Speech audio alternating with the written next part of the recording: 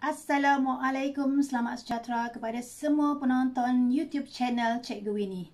Video ini adalah video pengajaran dan pembelajaran bagi mata pelajaran Sains Rumah Tangga tingkatan 5. Jom kita tonton bersama-sama.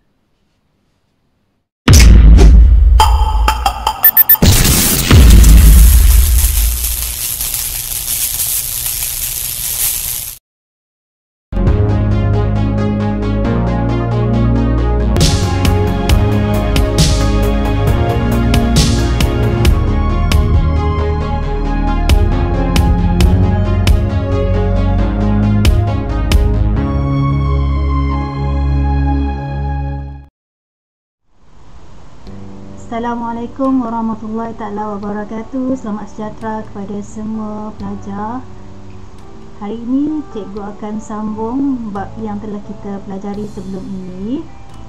Tajuknya adalah 4.8 hidangan roti dan masakan beris. Pada hari ini tajuknya adalah bahan membuat roti dan masakan beris tingkatan 5. Standard pembelajaran pada hari ini adalah 9.8.3 mengenal pasti bahan dan kaedah membuat roti dan masakan beris. Tetapi pada video kali ini cikgu akan memfokuskan kepada bahan-bahan untuk membuat roti dan masakan beris sahaja ya. Baik, kita tengok bahan asas membuat roti dan masakan beris. Sebelum ini kita telah berkenalan dengan klasifikasi roti dan masakan beris. Dan pelajar telah tahu asas untuk membuat roti dan masakan beris keempat. Hari ini kita belajar sekali lagi. Kita tengok ya. Bahan utama membuat roti terdiri daripada tepung gandum, yeast, cecair seperti air, susu dan telur serta bahan perasa seperti garam dan gula. Kita tengok yang pertama bahan asas iaitu tepung gandum. Okey, tepung gandum terdapat 3 jenis yang biasa digunakan dalam menghasilkan roti dan masakan beris. Yang pertama, tepung berprotein tinggi. Yang kedua, tepung berprotein sederhana. Dan yang ketiga, tepung berprotein rendah. Kita pergi satu demi satu. Ya. Baik, ketiga-tiga tepung gandum ini, kegunaan bagi setiap jenis tepung dia bergantung kepada resepi dan hasil yang kita ingini. Okey, karbohidrat dalam tepung akan menyerap cecair dan membentuk gluten. Apa gluten ni nanti cikgu akan terangkan. Dan kekenyalan roti dan masakan beris dapat dilihat melalui tekstur roti. Maknanya ketiga tepung ini dia mempunyai hasil yang berbeza-beza mengikut kehendak kita. Kita nak menghasilkan roti atau masakan beris jenis yang macam mana. Okay, kita tengok dahulu tepung yang pertama iaitu tepung berprotein tinggi. Baik, tepung ini kenapa dikenali sebagai berprotein tinggi? Sebab kandungan protein di dalam tepung itu adalah tinggi, iaitu di antara 12.6 hingga 13.6% protein. Kadangkala tepung berprotein tinggi ini juga dikenali sebagai tepung roti. Kalau kita rasa ya, tepung berprotein tinggi ini dia sedikit kasar. Okay, kalau kita rasa dengan jari.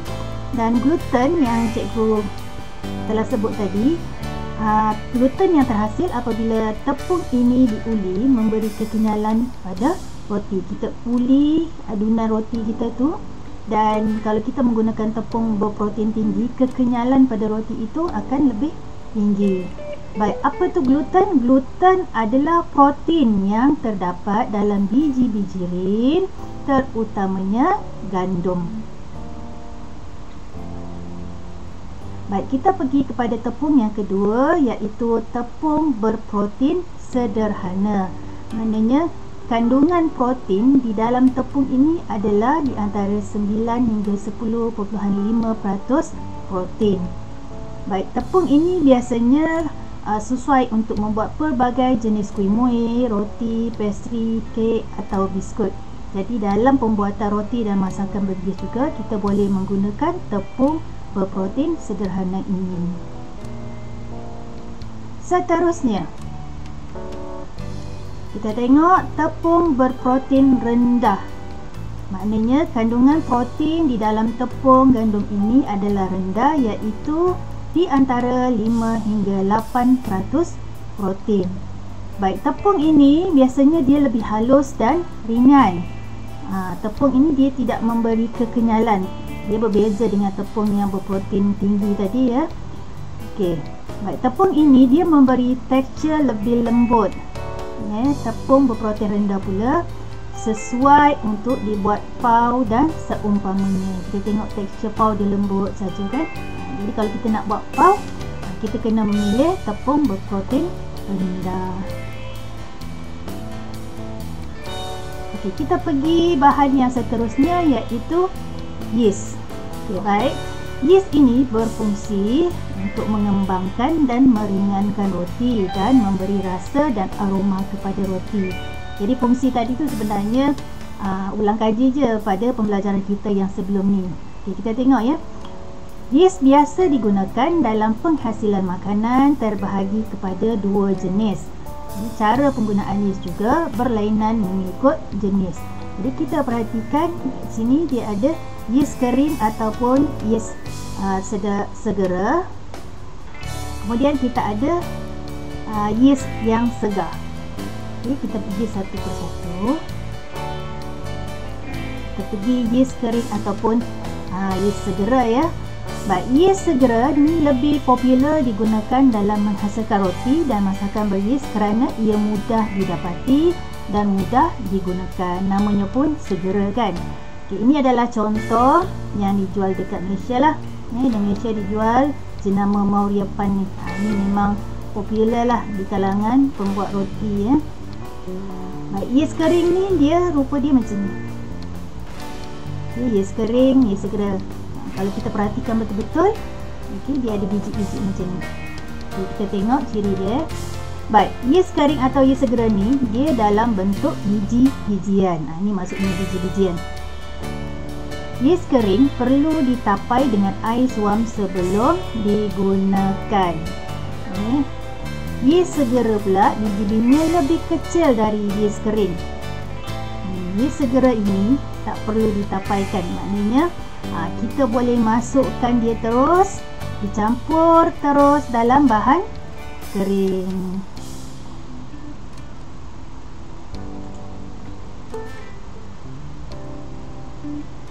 Okey, kita tengok yang kedua, iaitu yeast basah pula ataupun yeast segar ya.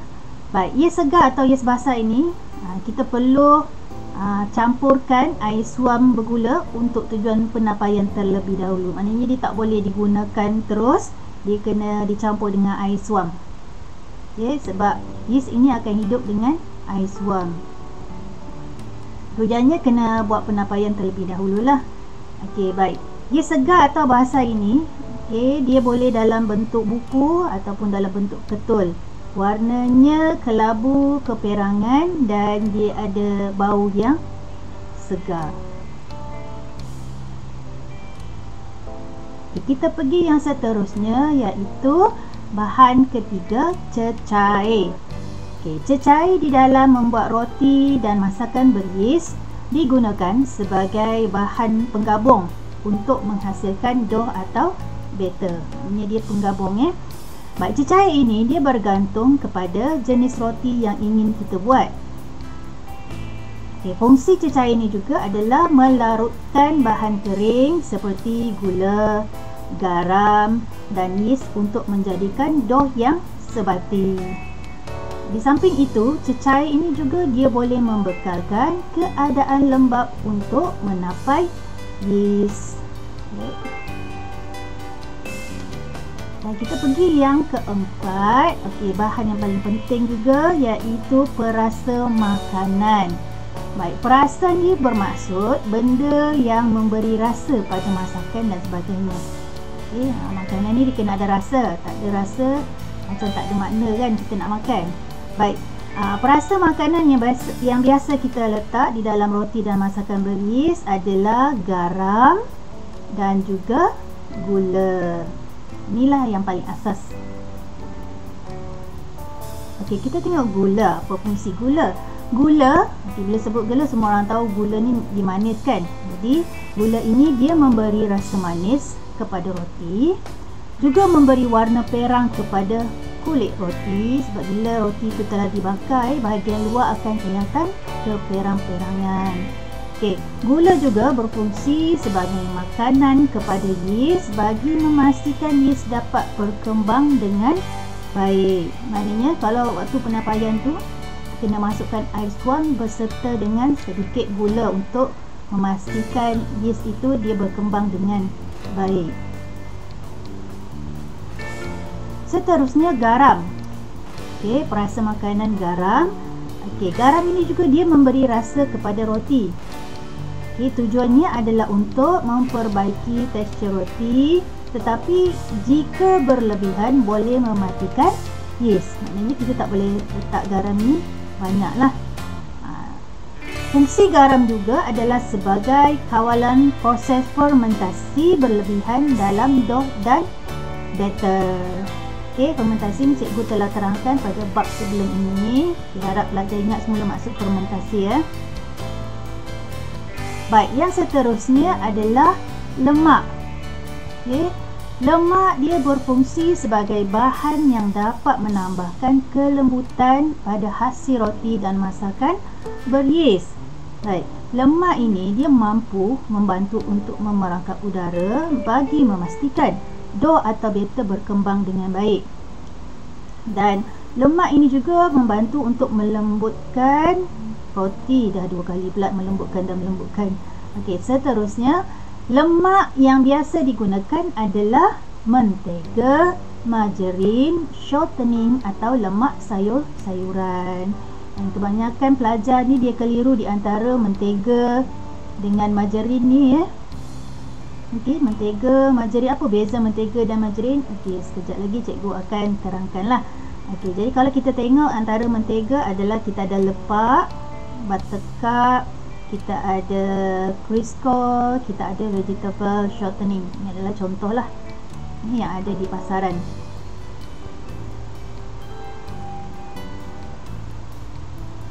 Okey, kita tengok lemak yang mentega ya. Baik. Mentega, mentega ini dia diperbuat dari lemak haiwan iaitu lemak susu. Okey, kalau kita perhatikan dia sedikit pucat sini ya. Dia sedikit pucat, mudah lembut dan cair pada suhu bilik, mempunyai vitamin lebih tinggi. Ini mempunyai vitamin lebih tinggi. Jadi ini adalah contohlah mentega yang ada. Okay, biasanya dia mentega ni dia dibungkus dalam bentuk blok macam ni.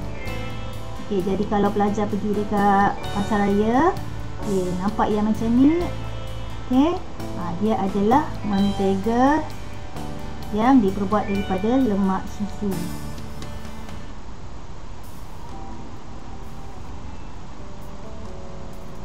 Baik, seterusnya margarin.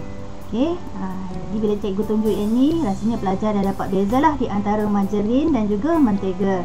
Baik, margarin ini dia diperbuat dari kombinasi lemak haiwan dan lemak sayuran. Dia kalau kita perhatikan berwarna lebih kuning berbanding mentega. Mentega dia sedikit pucat. Kalau dekat suhu bilik boleh dibiarkan pada suhu bilik, mempunyai kurang vitamin berbanding mentega. Okay, ini kalau kita letak dekat luar pun dia tak cair. Tapi kalau mentega kita letak dekat luar, okay, dalam suhu bilik dia akan mencair.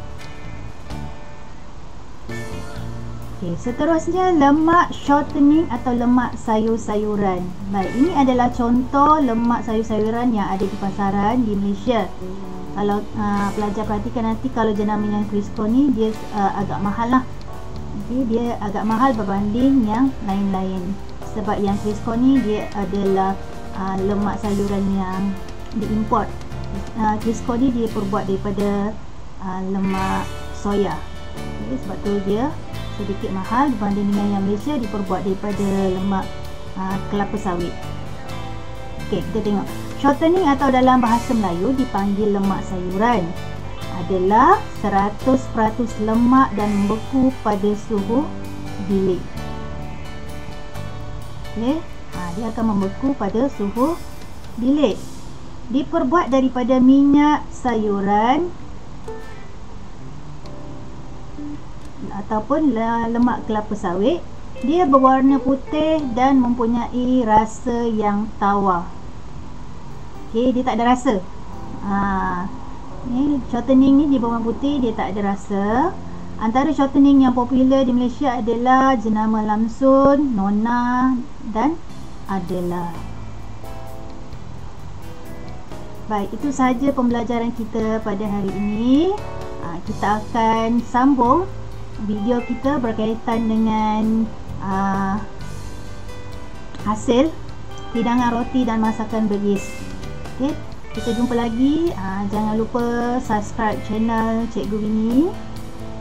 Dan seperti biasa, cikgu akan tinggalkan pelajar kepada satu motivasi, iaitu orang yang tak pernah membaca buku sama buruknya dengan orang yang tidak bisa membaca buku.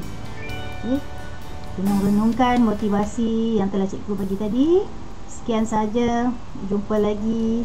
Jaga diri, hiasi peribadi. Bye bye. Assalamualaikum.